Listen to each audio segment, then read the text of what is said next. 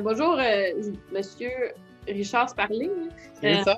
Donc, je vous présente Monsieur Richard Sparling, qui est professeur à l'Université du Manitoba. Donc, si je ne me trompe pas, vous avez fait votre baccalauréat à l'Université McGill à Montréal.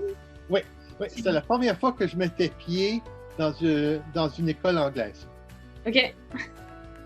À Montréal, donc c'est une belle dichotomie, mais on sait que la science se fait aussi beaucoup en anglais. Donc, vous avez poursuivi ensuite. Alors, à McDonald College, je voulais être sur l'île, mais assez loin de mes parents pour justifier de ne pas vivre à la maison. Oui, c'est un magnifique campus, en plus, le campus McDonald. En plus, oui. Pour être allé quelques fois, là, c'est vraiment superbe.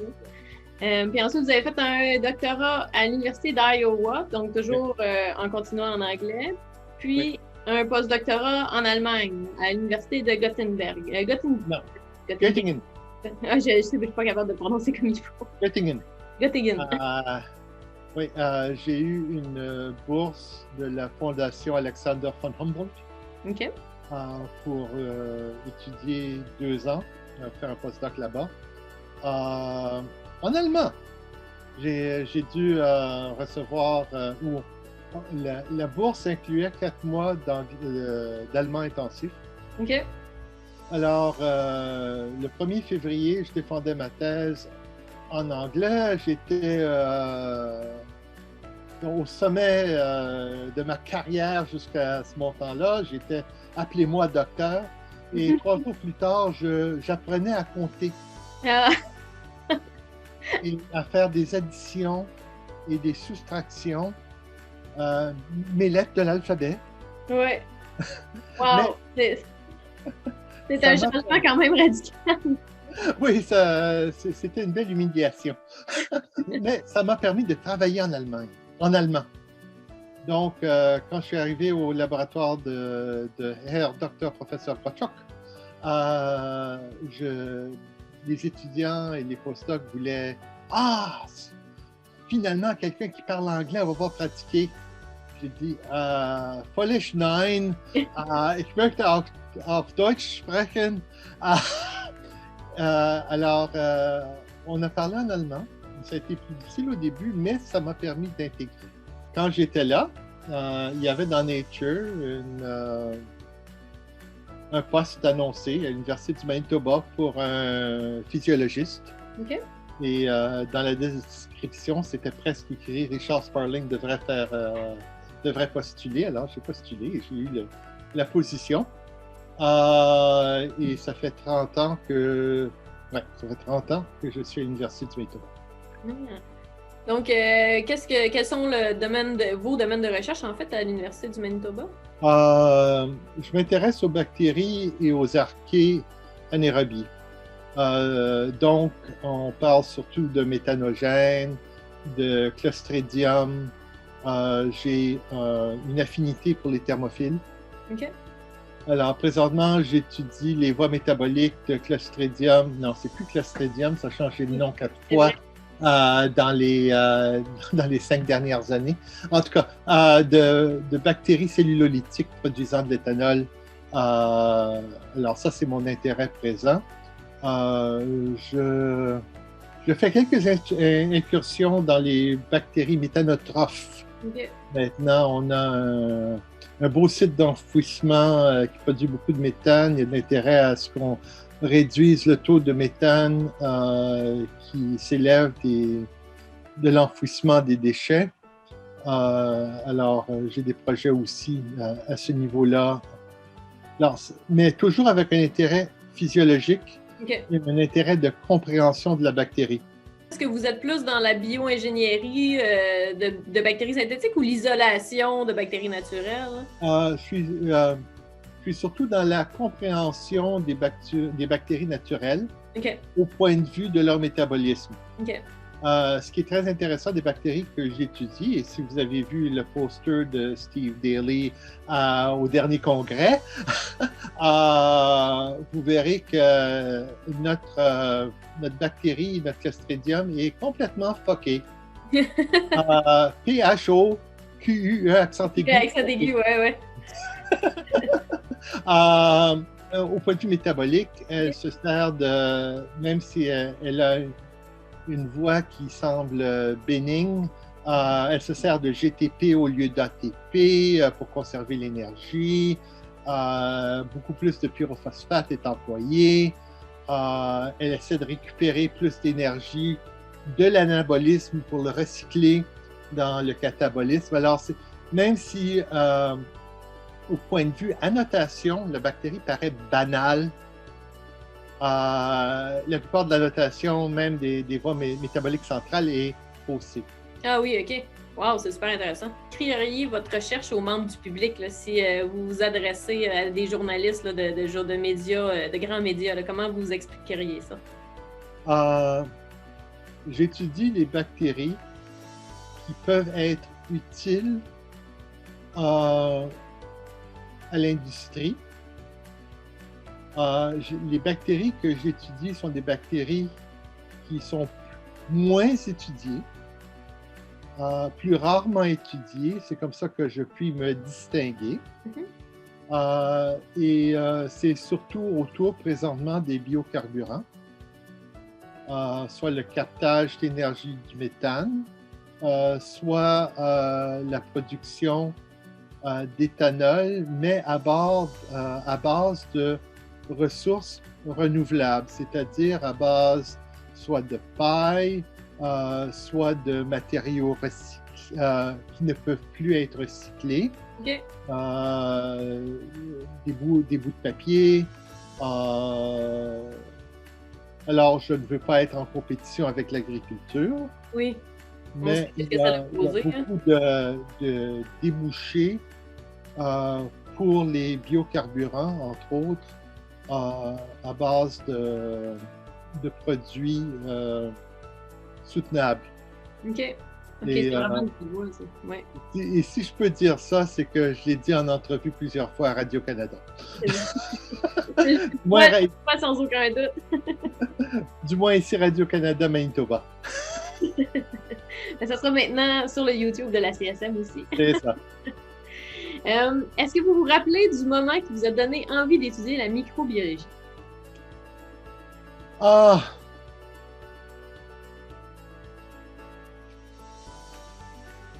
Quand je suis entré à l'université à McGill, à McDonald College, à mon premier cours, première lecture, premier cours de microbiologie, ça a été le coup de foudre. Saviez-vous que les ribosomes des méthanogènes sont bizarres? Bon, bizarre, c'est bon. Saviez-vous que leurs lipides n'ont rien à voir avec les membranes des bactéries? Oh. Les cofacteurs sont bizarres. Oui. Alors, c'était pas su que les méthanogènes étaient des archées dans ce temps-là? Non, même pas. OK, je comprends maintenant. Oui. On parle d'histoire, on parle de l'Antiquité. C'était 1980, il y a 40 ans. C'est vrai, les archées venaient tout juste d'être décrits comme une classe à part, puis c'était encore controversé probablement dans ces années-là. Oui, non, c'était juste avant le terme, ou dans le développement de l'archébactérie, les super royaumes, on ne parlait pas de domaine, rien de ça. Et je me suis dit, il faut absolument que j'étudie ça. Absolument. C'est pour ça que je suis allé faire mon doctorat à l'Université d'Iowa. Okay. Il y avait un jeune professeur qui commençait ses projets de recherche, qui étudiait les méthanogènes. OK, wow! Donc, qu'est-ce que vous dites à une personne étudiante qui voudrait venir faire de la recherche à vos côtés? Bonne chance. Es-tu suffisamment bizarre? C'est un bon point, ça. OK. Dans le sens que ce que je fais n'est pas mainstream. Non, je ne travaille pas avec les pathogènes. Non, je suis un psychologue de microbiologie, donc je veux comprendre la bête. On travaille avec des organismes différents qui opèrent différemment. Alors, l'index de bizarrerie est important. ou vouloir faire quelque chose que la plupart des gens ne font pas. Ça, c'est la première chose. Deuxièmement, es-tu capable de travailler de façon indépendante? Mhm. Je n'aime pas faire des listes. Tu dois faire ça, et ça, et ça, et ça, et ça. Voici le protocole. Non. Je leur dis aussi, je sais que tout va bien quand c'est toi qui m'apportes la nouvelle littérature pour que tu la lises, plutôt que moi qui te l'offre. Quel conseil donnez-vous à vos personnes étudiantes lorsque ils et elles graduent? Ne regarde jamais en arrière. Tu ne peux pas prédire le futur. Il n'y a pas de mauvais choix. Et la première chose que je leur dis quand ils graduent au doctorat, c'est félicitations, docteur Motel. Pour qu'ils sachent vraiment qu'ils sont plus ou moins maintenant mes pères. Oui. Pour qu'ils sachent qu'ils ont accompli un trajet phénoménal. Notre dernière question, quel souvenir avez-vous de votre premier meeting de la Société canadienne de microbiologie? C'était en 1982 à Québec. J'ai présenté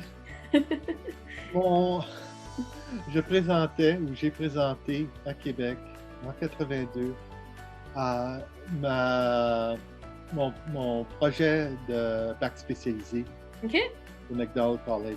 Oui. C'était sur un enzyme de restriction, la découverte d'un enzyme de restriction. OK. Dans le temps qu'on en découvrait d'autres. C'était quand même des découvertes très importantes. Là. Dans Pseudomonas aeruginosa avec Don Ingram. OK.